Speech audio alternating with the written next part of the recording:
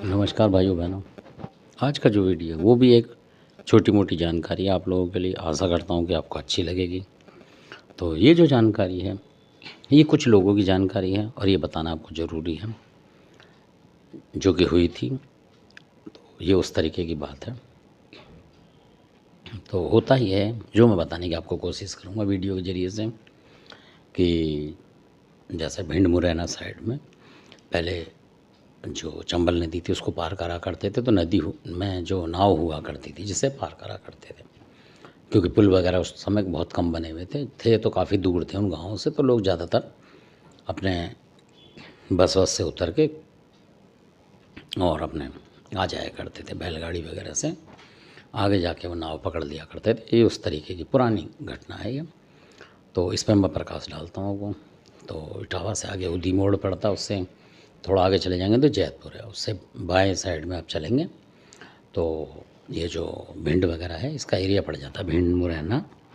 तो वहीं चंबल नदी पड़ती है। उसके आगे जाके गांव आता है महगांव वगैरह, ये गांव और बहुत सारे हैं। तो वहाँ कहीं जा रहे थे। तो ये मैं खुद बता रहा हूँ आपको कि हम भी उसमें थे। तो और गांव के काफ़ी बुजुर्ग लोग थे। तो उस समय ऐसा होता है जैसे शादी होती तो लड्डू वगैरह ले जाते थे, मतलब एक जगह से दूसरी जगह, लड़की वाले के यहाँ लड़के वाले के यहाँ, इस तरीके की वो कहानी थी।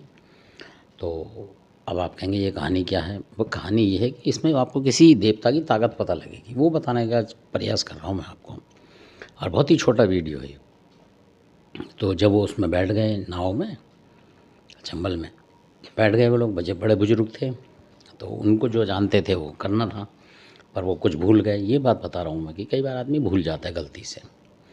तो वो नाव चल पड़ी आगे को, जो मल्ला वगैरह होते हैं वो ले गए थे आगे चला के। तो मतलब काफ़ी ज़्यादा लोग होते हैं, 10-20 लोग, मतलब बड़ी नाव होती थी, वो ले जाते डंडे वगैरह से पतवार से चलाते हुए।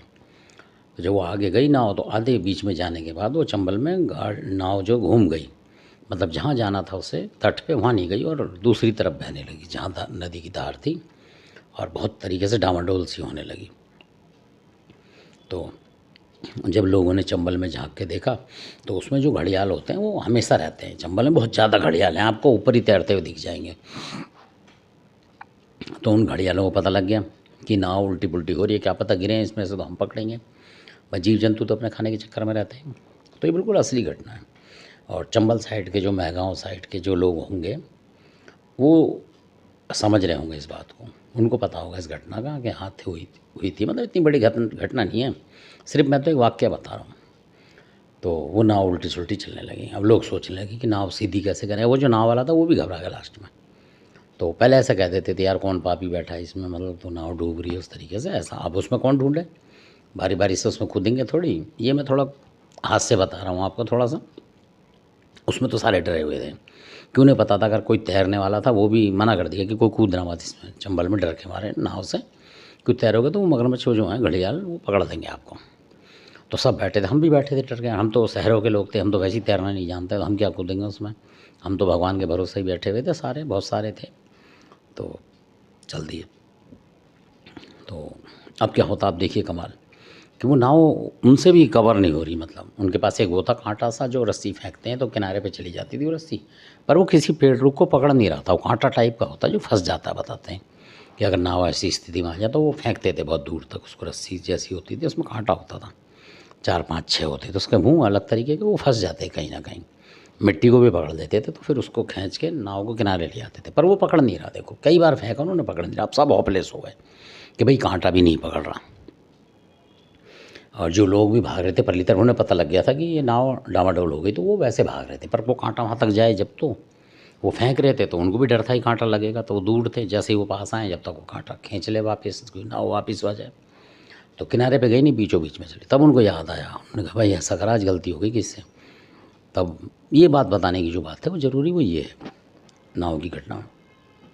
तब उन्होंने बोला कि भाई अब लड्डू किसी के पास है। उन्होंने बोला कि हाँ लड्डू तो लाए हम, जैसे लड़की वाले के यहाँ, लड़के वाला आता तो लड़की वाले के यहाँ आता लेके आता है, लड़की वाला आता तो लड़के यहाँ, इस तरीके से वो आ रहे थे तो देने के लिए। तो उन्होंने कहा लड्डू तो हैं। कह रहे भाई तुमने ना घटोई जो बाबा होते हैं, घाट के घटोई बोलते हैं, कि भाई उनको चढ़ाए नहीं है, जल्दी चढ़ाओ और तभी नाव बचेगी। कुछ उसमें ऐसे उनको होश आया, ऐसे बुजुर्गों को कह रहे जल्दी चढ़ाओ। तो उन्होंने 5-4 जो भी 2 लड्डू क्योंकि हमारा ध्यान जो है लड्डू में नहीं था, हमारा ध्यान तो अपनी जान बचाने में था, किसी तरीके से बचें। तो वो ध्यान नहीं करा कितने चढ़ाए, कितने 2 चढ़ाए, 4 चढ़ाए, 5 चढ़ाए, उन्होंने चढ़ा दी। और चढ़ाने के बाद आप ध्यान, कमाल की बात यह है कि जैसे ही चढ़ा उसके 2-1 मिनट बाद ही वो नाव अपने सीधी हो गई, मतलब जिस तरीके से चलती है ऐसे मुँह उसका सामने की तरफ हो गया।